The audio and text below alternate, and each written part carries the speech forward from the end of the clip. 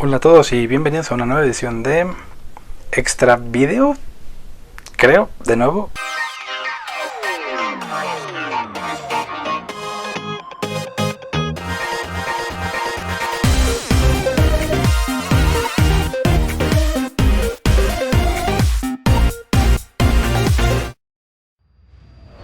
Y en esta edición vamos a hablar de un libro, ya saben, estas cosas viejas que la gente como que ha dejado de usar, que están hechas normalmente de papel, que tienen palabras adentro y cosas así.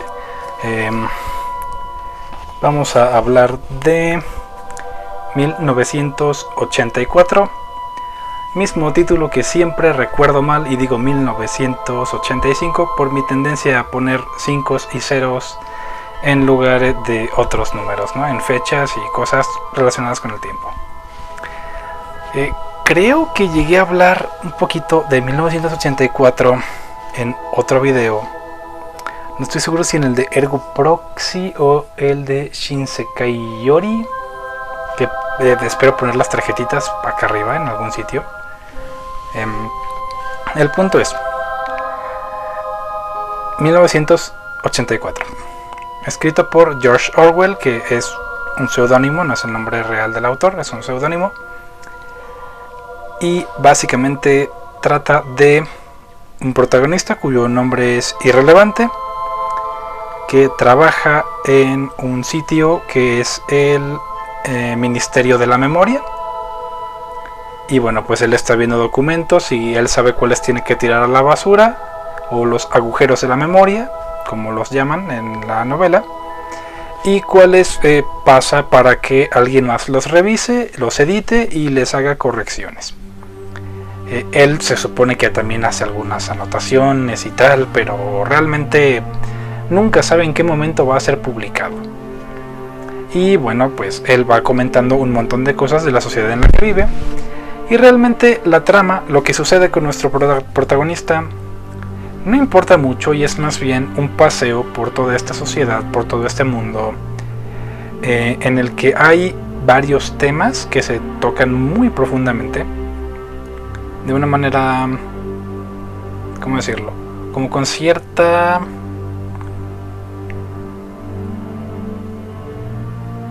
no realismo, como con cierto pesimismo, probablemente sea la palabra más adecuada, pesimismo, de que, bueno, esto ya está aquí, es horrible, está feísimo, pero como con un sentimiento de no lo puedo quitar, o al menos no lo puedo quitar yo solo.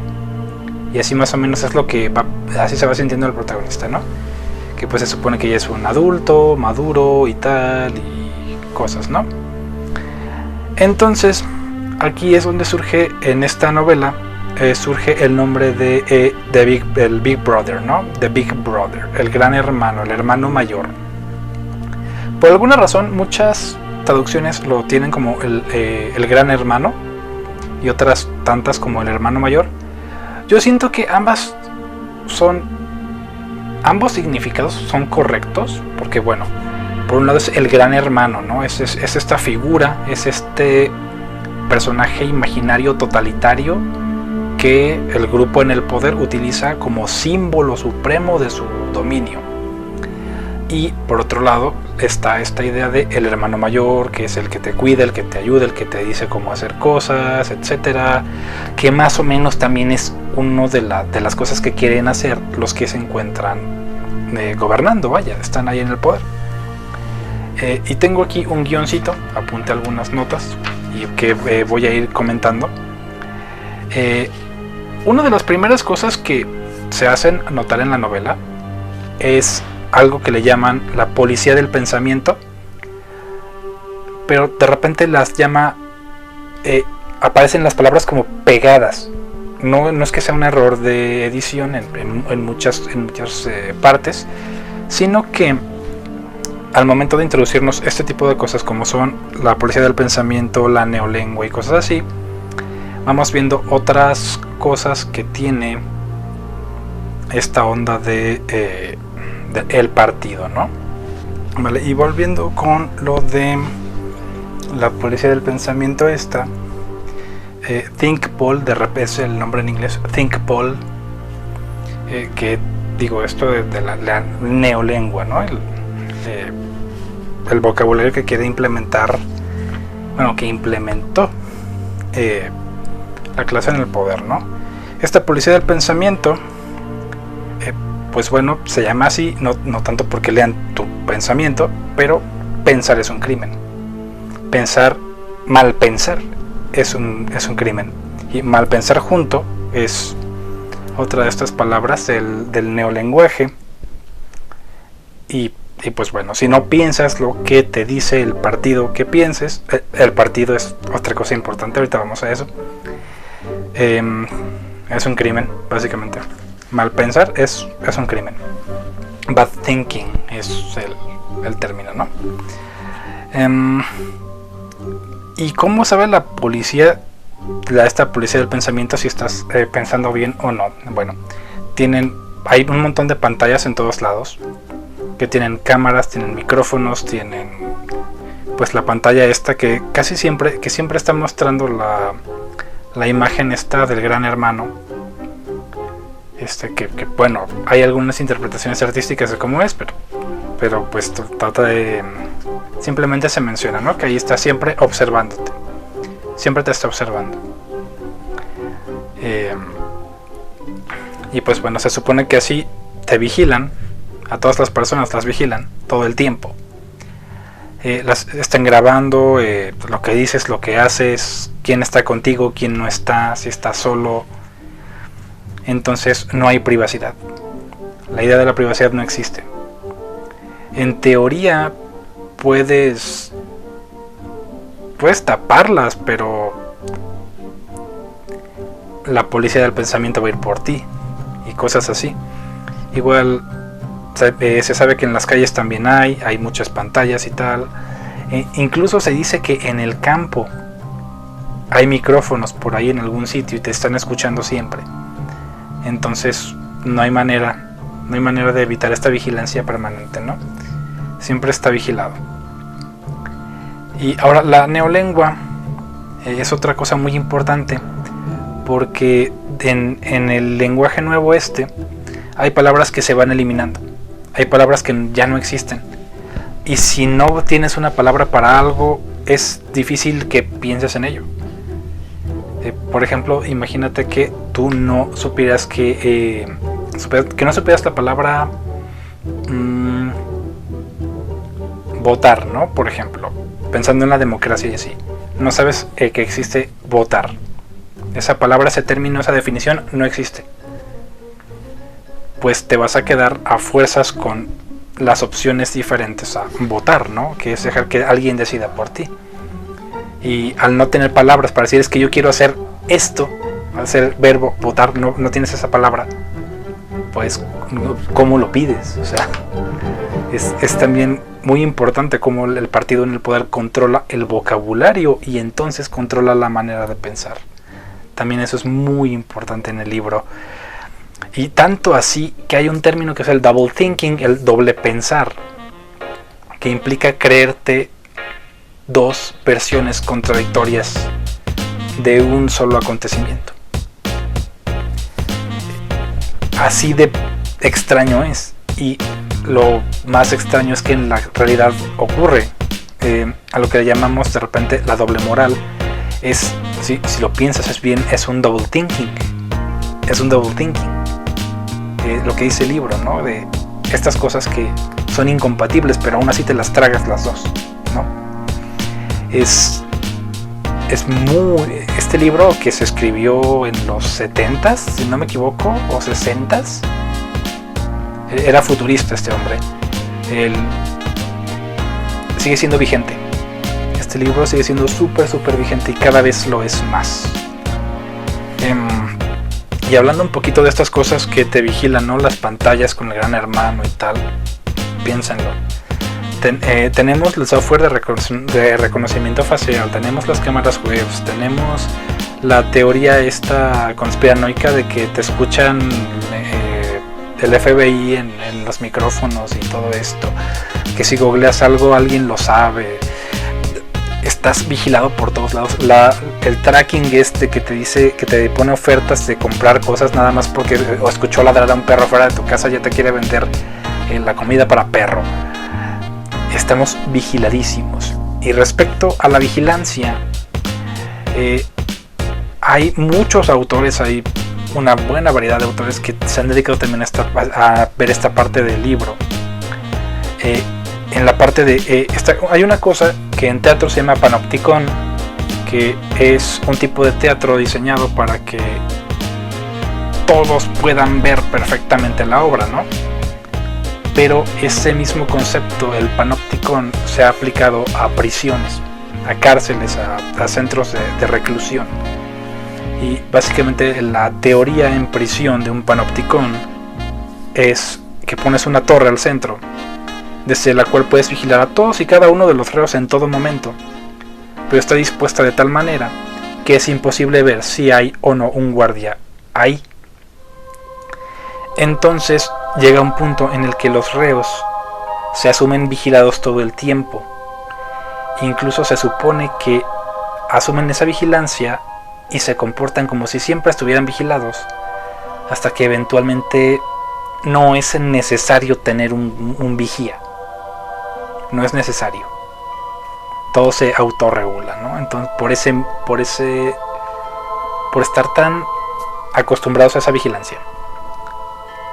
Y siguiendo un poquito con esta parte de la vigilancia, vamos a ahora sí entrar de lleno a hablar de el partido, este instrumento de gobierno, aparentemente indestructible, porque en la novela, igual que en Un Mundo Feliz de Aldous Huxley, el Estado gana. Aquí el individuo fracasa horriblemente.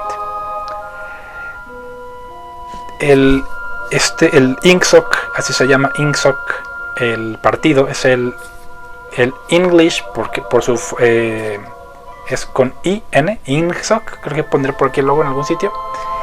Es por la está escrito fonéticamente, entonces ING por inglés, SOC SOC, INGSOC por socialista, es el partido inglés socialista. No sé por qué. Bueno, en teoría este hombre, el autor, tenía cosas con los regímenes socialistas, pero bueno, sus situaciones personales. Esto se aplica a cualquier corriente política, sea socialista, sea capitalista, sea lo que sea, se aplica. Entonces, este tiene tres lemas el partido, que son: la guerra es paz, porque bueno, mientras más guerra hagas contra los demás, tu población se va a dedicar a odiar a ese enemigo y no te la va a hacer de tos a ti. La libertad es esclavitud, porque bueno, el esclavo, al no conocer nada más que su propia esclavitud, se asume como alguien libre. Si nunca le diste libertad a alguien, pero jamás tampoco le dijiste que es esclavo, si no tiene la palabra esclavo en su vocabulario, pues va a pensar que es libre. Y la ignorancia es fuerza. Mientras menos sepan las personas, más fuerte es el partido. Bueno, ellos no lo dicen así, nada más dicen la primera parte, ¿no? La guerra es paz, la libertad es esclavitud y la ignorancia es fuerza. Siempre lo dicen nada más así, el resto no lo dicen. Yo lo explico un poquito en realidad por qué lo dicen, ¿no? Entonces, si esto les suena al gobierno de cierto viejito loco en América, pues sí, más o menos es como estaba gobernando Donald Trump. Que dijeron que está hablando del otro presidente viejito. No, no, de Bolsonaro no vamos a hablar aquí. Cayeron otra vez. Bueno, ya, ahora pues estos tres lemas corresponden a ciertas divisiones que tiene el partido, ¿no? Y son básicamente cuatro. Son el Ministerio del Amor, que se encarga de que la gente ame al gran hermano, y a cualquiera que no ame al gran hermano lo va a torturar, lo va a reeducar, les va a hacer coco wash, los va a castigar de muchas maneras. En algunas regiones de México le dicen que te dan una calentadita, pero bueno, pues estas son bastante más intensas. O bueno, quién sabe, igual y están parejos. O sea, así de grave está la situación. Entonces, pues es algo así. Te sustraen de algún sitio, te llevan y te hacen cosas hasta que amas al gran hermano. Y eventualmente te van a... pues ya sabes lo que va a suceder, ¿no? Eventualmente. Está el Ministerio de la Paz, que se encarga de organizar todo lo relacionado con la guerra con otras naciones. Porque mientras tú estés en guerra con otras naciones, tú internamente se supone que vas a tener paz porque toda tu población odia al enemigo. Entonces, y ahí pasa algo muy curioso. Me parece que es en la Segunda Guerra Mundial, no recuerdo si es la Primera o Segunda Guerra Mundial, que Estados Unidos tiene poco presupuesto o alguna cosa así. No recuerdo exactamente cómo estuvo el asunto, ahí me comentaré en los comentarios, que inventan una cosa que son los cigarros de la libertad, la cerveza de la libertad, etcétera. Toda una serie de productos de la libertad, que en teoría tú los comprabas y una buena parte de lo que pagabas por esa cosa iba para presupuesto de la Secretaría de Defensa, ¿no? Aquí en este libro en 1984 pasa algo muy, muy parecido. Hay muchas cosas que se supone que son de mala calidad, saben mal, etcétera, pero no hay nada más, entonces pues te lo tragas. Que son como que una de las fuentes principales de dinero para hacer la guerra y cosas así. Entonces, bueno, también no sé si estoy mezclando memorias, pero va más o menos por ese sentido. Y va muy de la mano con el siguiente ministerio que vamos a hablar, que es el Ministerio de la Abundancia. Y básicamente lo que hace es que le da dinero a la gente, le raciona productos como comidas, etcétera, etcétera, etcétera, zapatos, un abrigo, lo que sea, y todo extremadamente racionado. Porque bueno, pues estás en guerra y la mayor parte de las cosas van para que tu ejército gane, ¿no? Supuestamente. Que ese es otro punto que vamos a mencionar ahorita. La guerra nunca, porque se supone que hay una guerra. Se supone que hay tres superpotencias, que son Oceanía, Eurasia y Asia Occidental. Y bueno, el protagonista, el que narra la historia desde su punto de vista, está en Oceanía, que son muchas islas, Reino Unido y algunas otras cosas. Entonces, siempre estás en guerra con uno de los dos, con Eurasia o con Asia Occidental. Entonces, siempre están en guerra, siempre están en guerra. Entonces, ¿cuánto tiempo ha pasado desde que empezó la guerra? Pues quién sabe realmente. Es difícil decirlo, parece que es una guerra eterna. Y siempre van perdiendo y perdiendo y perdiendo y perdiendo, hasta que eventualmente, mágicamente de la nada, van ganando la guerra otra vez. Es como un medio de distracción más, ¿no? La guerra. Esto es como pareciera que todo es tan perfectamente acomodado, ¿no? Y pues más o menos así está esta situación. Y por último está probablemente el ministerio más peligroso, el Ministerio de la Verdad. Y básicamente ahí es donde trabaja el protagonista, ya estuvimos diciendo, ¿no? Pues ellos deciden qué es verdad y qué no. Desde un punto de vista histórico y podríamos decir que filosófico, porque si nunca quedó constancia de que hubo un bloque de personas que se opusieron al Gran Hermano, si nunca nadie se da cuenta, es como si no hubieran existido. O sea, cualquier intento de rebelión, por más grande que haya sido, si borras todo registro de él, es como nadie lo va a recordar en un tiempo, y más si constantemente estás repitiendo que nunca pasó, pero pensando en décadas, ¿no? En décadas, tal vez 50, 60 años, no lo van a recordar. Si alguien lo recuerda, va a buscar en los periódicos, no va a encontrar nada. Entonces, pues bueno, y si se fijan, es mucho lo que hacen muchos presidentes locos del mundo, o el cargo que tengan. Y esto no es de ahorita, pasaba en el antiguo Egipto. Los nombres de varios personajes que actualmente conocemos porque cometieron errores y no borraron los registros en todos lados, hubo cositas que se lograron preservar. Era como si no hubieran existido. Por mucha gente no se supo, por mucho tiempo no se supo de, creo que de Akenatón, que fue el que quiso unificar la religión politeísta de los egipcios en un solo dios, en el disco solar Amon-Ra creo que era, o Amón nada más, creo que era Amón. Bueno, total, a él casi lo borraron de la historia. ¿Quién fue? A Nefertiti creo que también casi la borraron de la historia, o fue Cleopatra, no me acuerdo. También a una reina egipcia que incluso le destruyeron el rostro a su momia y así. Ya pasaba. Digo, actualmente en teoría, como es más fácil resguardar información, es más difícil que te hagan olvidar eso de esta manera. Pero si hay información que nunca sale, que nunca se pudo constatar, no queda registro nunca, es casi como si no hubiera pasado. Entonces esto hace el Ministerio de la Verdad. Crean una verdad,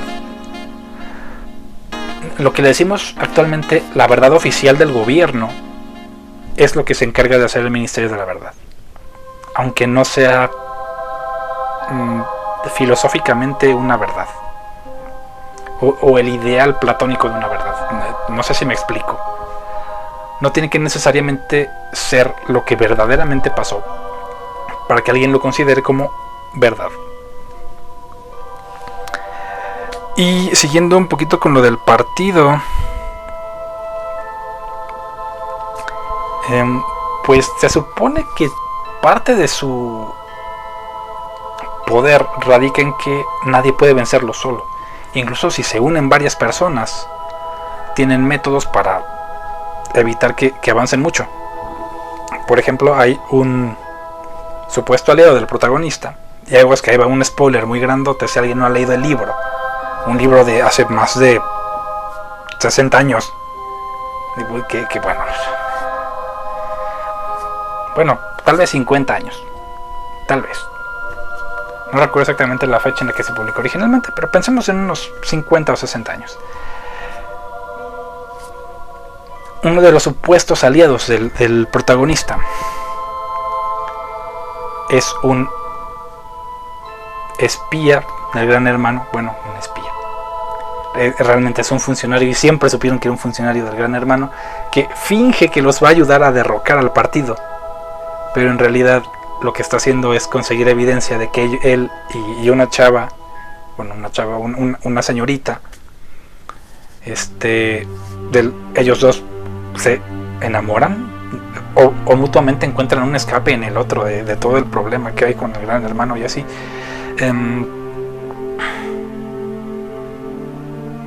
Pues básicamente quieren como revelarse y creen que él les puede ayudar, no sé por qué, creo que alguien les dice algo. Resulta que el tipo es los delata, ¿no? Y no solo los delata, sino que es uno de los principales autores de las torturas con las que los reeducan, ¿no? Y los reeducan de una forma horrible. Los arrastran hasta lo más oscuro y pervertido, en el sentido de alejar de toda virtud que hay dentro de ellos, lo más alejado de toda virtud que hay en ellos, porque hay un punto en el que les ponen una tortura así muy, muy horrible, los amenazan con esa tortura y bueno, se interpreta, ¿no?, que cada uno pidió que no le hicieran eso a cada uno, sino a la otra persona.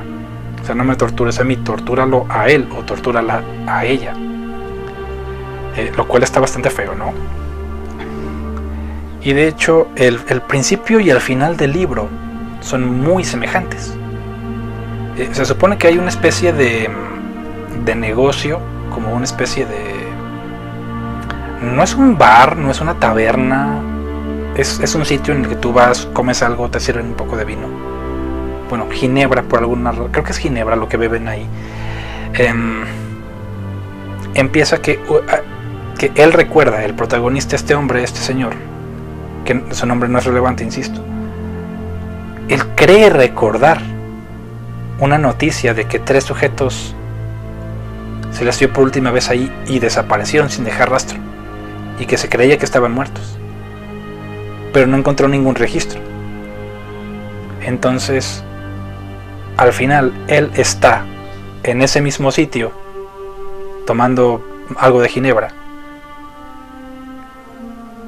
y el libro termina ahí, como asumiendo que él también va a morir y eventualmente nadie lo va a recordar. La gente va a pensar que, bueno, tal vez lo imagine, tal vez es algo que no recuerdo bien, porque también esto juega muchísimo con la memoria.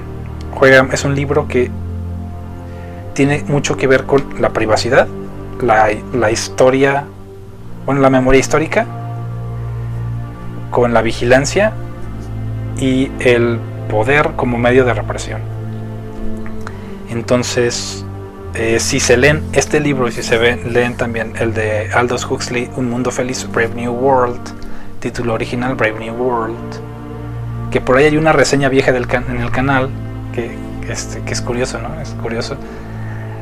Un compa lo vio hace poquito, dejó un comentario y dije, bueno, vamos a hacer video de esto. Y bueno, creo que no está quedando tan mal. Y se podría seguir hablando mucho de Brave New World, se podría seguir hablando mucho de 1984, y sería interesante compararlos par a par, ¿no? Y ver cómo la sociedad actual es una mezcla de ambas. Pero bueno, sin mucho más que comentar, porque vaya, son temas muy complicados, muy extensos. Ya llevo como media hora de grabación, no sé cuánto va a quedar en el edit, pero bueno, hay que poner intro, hay que poner outro, y pues bueno, fotitos, como las 3 fotos que pongo siempre, ¿no? En fin, y hasta aquí le dejamos por esta ocasión, y nos vemos entonces en el siguiente video.